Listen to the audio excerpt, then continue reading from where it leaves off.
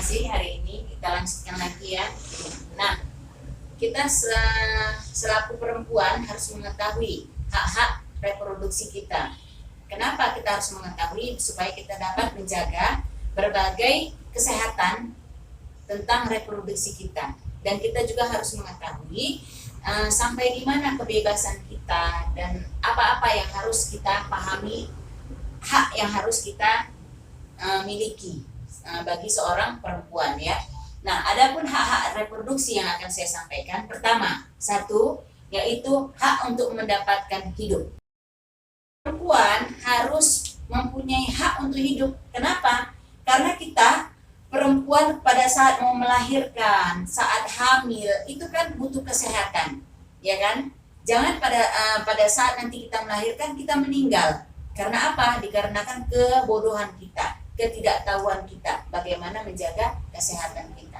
Jadi kita berhak untuk hidup. Pada saat kita melahirkan, kita berhak untuk sehat. Ya, begitu juga dengan anak kita. Yang kedua, hak kita adalah hak atas kemerdekaan dan keamanan. Kita sebagai perempuan harus merdeka, ya, bebas dari diskriminasi dari manapun, ya kan? Bebas kita untuk mengambil keputusan. Aman kita pada saat kita hidup, aman pada saat kita berkeluarga, aman kita pada saat kita berada di lingkungan kita. Ya. Hak yang ketiga apa? Hak atas kesetaraan dan bebas dari segala bentuk diskriminasi. Ya, perempuan kita harus tahu, kita harus bebas dari diskriminasi. Apa tadi diskriminasinya? Perempuan tidak boleh sekolah. Perempuan hanya taunya bolehnya apa? Di sumur, di kasur, dan di dapur. Perempuan tidak boleh sekolah tinggi-tinggi, toh nanti jadi ibu rumah tangga. Itu. Yang keempat, hak-hak atas kerahasiaan pribadi. Perempuan kan tidak mau rahasianya terbongkar.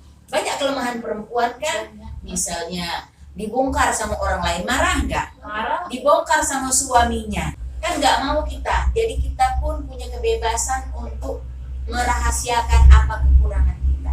Kalau ada yang menceritakan kelemahan kita bisa tuntut dia. Ya, seperti artis itu ya, bisa dituntutnya kan. Nah, kemudian hak apa lagi? Yang keempat, hak atas kebebasan berpikir. Ya, perempuan punya kebebasan berpikir, menyampaikan pendapat. Perempuan juga bebas menyampaikan aspirasi. Perempuan juga bebas dalam menyampaikan pendapatnya kepada keluarganya. Maunya seperti apa, enaknya seperti apa, mau punya suaminya seperti apa, ya, cita-citanya seperti apa. Itu haknya seorang perempuan.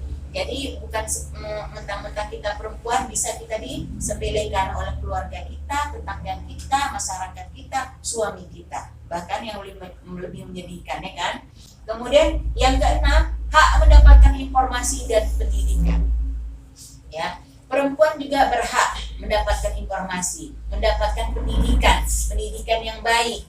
Ya, bagaimana pendidikan yang kita sanggup, kita mampu. Perempuan juga berhak memperoleh pendidikan tersebut. Jangan taunya cuma baca hitung aja, tapi bisa jadi kita jadi S3, S2 ya, sampai S1 silahkan.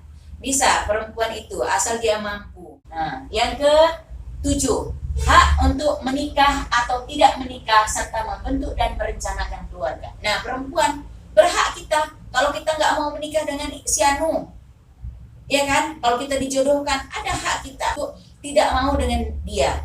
Berhak juga kita mau menikahnya sama siapa, kapan, di mana, mempunyai anak berapa, merencanakan keluarga seperti apa. Itu hak perempuan. Berhak kita menentukan keluarga kita. Jangan asal dibilang A ikut A, ya kan? Dibilang B ikut B. Kita punya hak. Yang kedelapan, hak memutuskan mempunyai anak atau tidak dan kapan mempunyai anak. Jadi kita punya hak juga. Berapa anak nanti sesuai dengan kondisi tubuh kita. Kalau kita penyakitan anak kita mau 5, ya apa? Ya kan? Belum udah mati duluan ya. Kemudian yang ke-9, hak atas pelayanan dan perlindungan kesehatan. Nah, kita juga berhak untuk melakukan melahirkan di mana, pemeriksaan kehamilan di mana. kita berhak mendapat informasi tersebut ya. Kita bisa memilih, jangan mentang-mentang kita biasa dari keluarga orang miskin terus itu kita dikasih ke fasilitas kesehatan yang biasa-biasa saja. Padahal kita butuh fasilitas yang bagus dengan kondisi tubuh kita. Ya, kita hamil, kita mau melahirkan, dikasih aja di tempat yang sembarangan, tidak. Kita berhak juga, ya. Kemudian yang ke-10, hak untuk mendapatkan manfaat dari kemajuan ilmu pengetahuan. Nah, kita berhak. Ya, misalnya apa?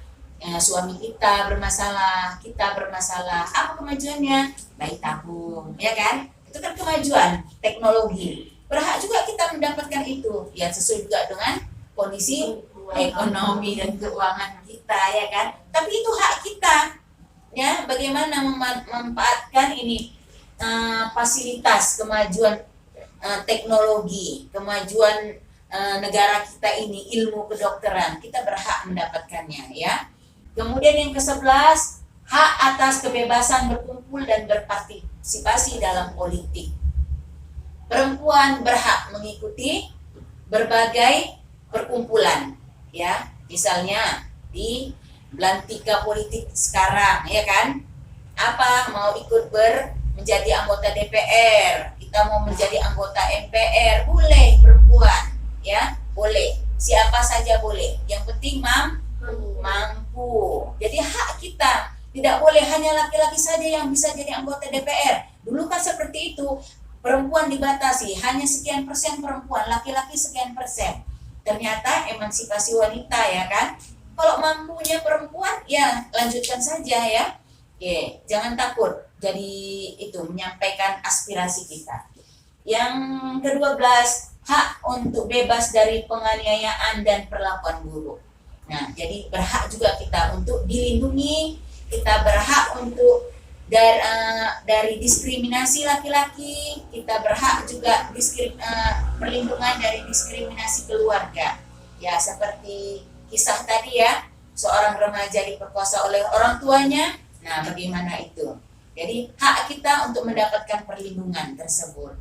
Jadi sebagai seorang perempuan kita harus mengetahui berbagai hak-hak kita, ya. 12 hak reproduksi kita harus salah satunya ya sebagai kecil apa sih? Nah, kalau hak-hak kita ini dilanggar oleh lingkungan keluarga kita bisa melaporkannya ke bagaimana kalau di kabupaten kita ada perlindungan anak, perlindungan perempuan, ya. Di mana itu? Di bawah naungan kami Dinas P2 KPP 3.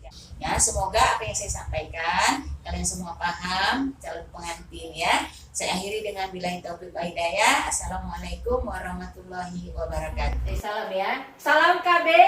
Dua anak lebih sehat. Salam BKKBN. Berencana itu keren. Salam genre. Salam remaja genre. Sehat, cerdas, ceria. Genre Indonesia. Saatnya yang muda yang berencana.